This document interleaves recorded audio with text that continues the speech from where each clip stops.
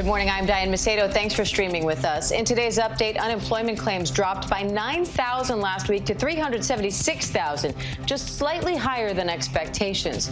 It's the sixth week straight that the number of claims has fallen, a sign that the U.S. economy is rapidly recovering from the pandemic. But many businesses are still facing a shortage of applicants to fill positions. The biggest reservoir in the country, Lake Mead at the Hoover Dam, is at its lowest water level ever. It provides water to some 40 million people in 7 states, but it's now at just 37% capacity. Nearly 300,000 square miles of the Southwest are suffering from exceptional drought. And as rising temperatures evaporate more water, federal officials are now warning this crisis will get worse and are urging people to conserve water as much as possible. And millions of people woke up this morning to a spectacular ring of fire partial solar eclipse this morning. It happened just after 5 a.m. Eastern time in the northeast U.S. and northeastern regions of Europe and Asia. It wasn't a full eclipse like the one we saw in 2017 because the moon was farther away from the Earth, but we did get to see that ring of fire sneaking out from behind the moon. And President Biden has revealed the U.S. will donate 500 million doses of the Pfizer vaccine to countries in need. The White House says while the U.S. is ready to spearhead the international drive to end the pandemic, Biden will urge other powerful countries to do their part, too. So let's bring in infectious disease specialist and ABC News medical contributor, Dr. Todd Ellerin, for more on this. Dr. Ellerin, good morning. Tell me how much of an impact you think these 500 million doses will have on the pandemic globally. Good morning, Diane. I think this is extremely important. Remember, COVID-19 cases that are uncontrolled in different parts of the world can affect any other country, even those that are in a much better place, right? So we learned that from, with Wuhan, just, how what starts with maybe a few dozen cases then spreads around the world as a pandemic. So I think it's very important that we're giving extra vaccine to other countries, and that 500 million doses, of course, will do a lot of good, but there are billions of people in the world. Most of the world remains unvaccinated, so we need other countries to step up as well. And the CDC is also meeting today about a possible link between vaccinated teens and heart inflammation. What do you expect to come out of that meeting? And what do parents and teens need to know and be concerned about right now?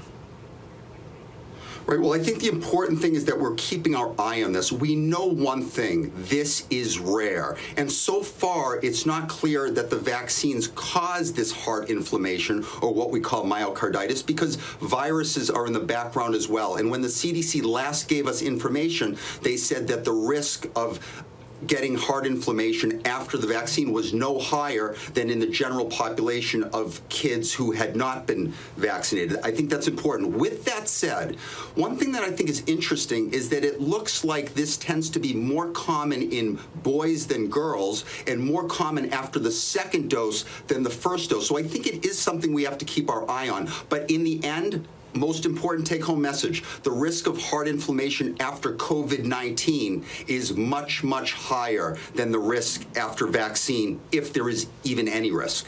And good context there, so thanks for that.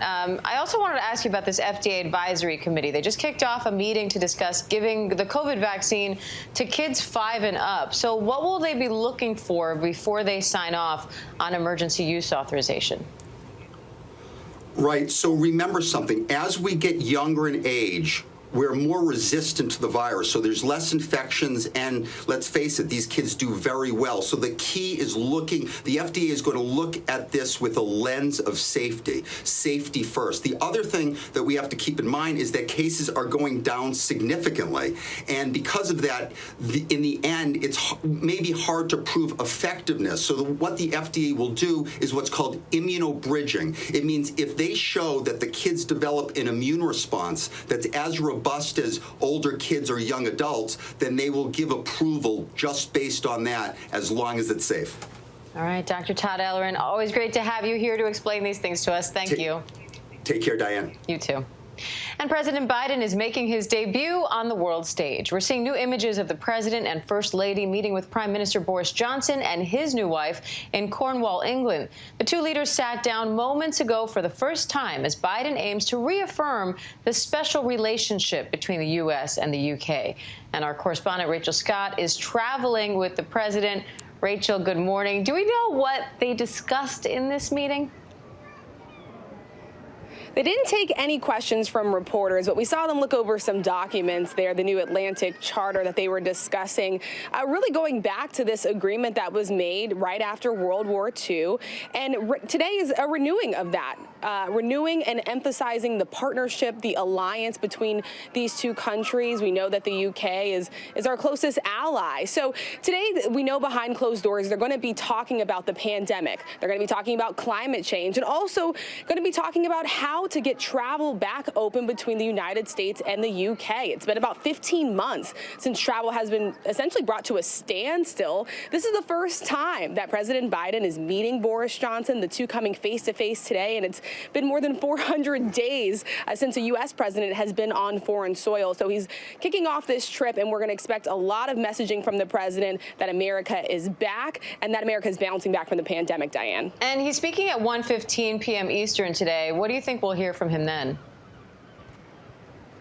He's going to announce this major rollout that the White House is moving forward with when it comes to distributing vaccines to some of the poorest countries in the nation. So the White House is now going to release 500 Pfizer vaccines to be distributed across the globe. This is a big step, especially at a time when we know that the White House is really confident about how we are doing in fighting the pandemic back home. Today, they want to emphasize the fact that not only the United States, but other countries as well need to come together in terms of pushing out the vaccinations and getting the world back together. But still, they're facing a lot of criticism. One nonprofit saying that it's going to take 57 years at this rate in order to vaccinate the entire globe. So the pressure is certainly on, not just on the U.S., but other countries as well to do more.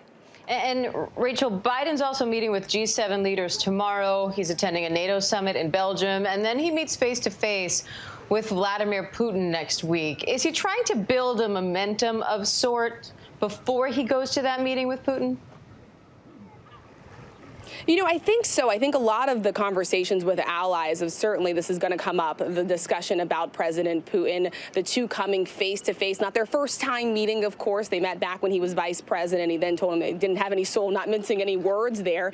But we're expecting this to be a very high stakes meeting. But the White House has been clear that they really have some low expectations coming out of it. The president has said that he wants this relationship to be stable and predictable. But President Putin and Russia have been very unpredictable. And this comes at a time when we are seeing these cyber threats, these cyber attacks. We know that is going to be one of the first things that the president brings up with Putin when they come face to face in just about a week. All right, Rachel Scott in Cornwall, England for us. Thanks, Rachel. And you can watch our full coverage of the Biden-Putin summit next Wednesday, June 16th, right here on ABC News Live. And in the wake of several cyber attacks on the U.S., some private companies and governments are now hiring people to help fight cybercrime. When we come back, meet the hackers for hire.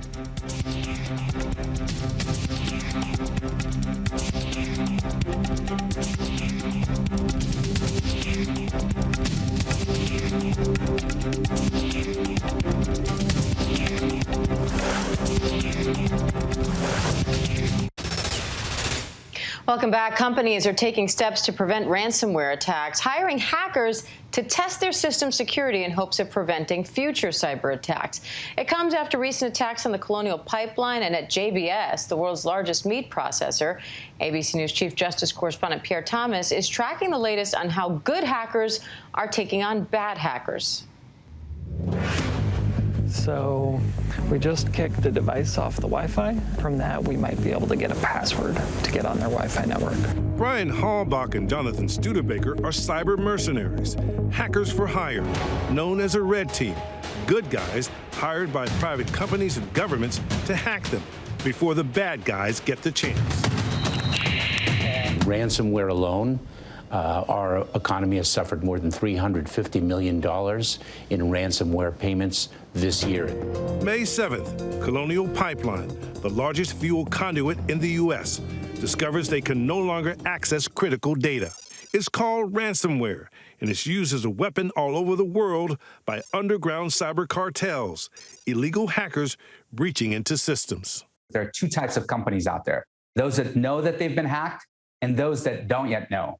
Days later, Colonial announces they restarted operations, but we would soon learn they paid a $4.4 million ransom in Bitcoin.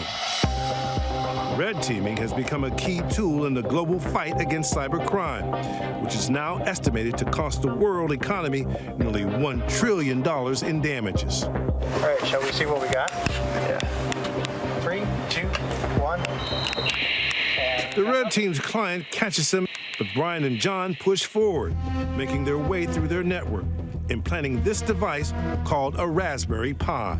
The whole point of those Raspberry Pis is we'd either have like one of our other Red team members in like another place, or ourselves the next morning connect back in and then just start going through and taking over everything. So now we have access to all the switch ports. Now that we got usernames and passwords, we can just start putting those wherever they need to be and take over the network. It's a high-tech game of cat and mouse, but with enormous implications. Diane? All right, the stakes are high. Pierre Thomas, thank you. And that does it for this ABC News Live update. I'm Diane Macedo. Thanks for joining us. And remember, ABC News Live is here for you all day with the latest news, context, and analysis. I'll see you back here at 3 p.m. Eastern with Terry Moran for The Breakdown. Stay safe. Have a great day. Don't stop believing. Hold on to that feeling. Street light.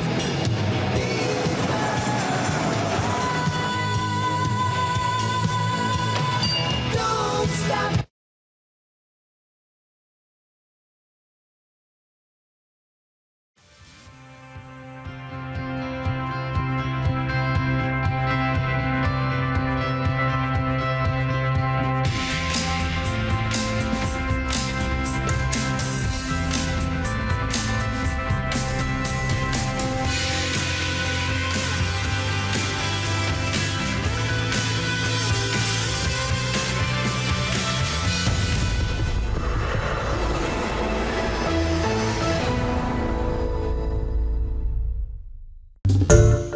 Hi everyone, George Stephanopoulos here. Thanks for checking out the ABC News YouTube channel. If you'd like to get more videos, show highlights, and watch live event coverage, click on the right over here to subscribe to our channel, and don't forget to download the ABC News app for breaking news alerts. Thanks for watching.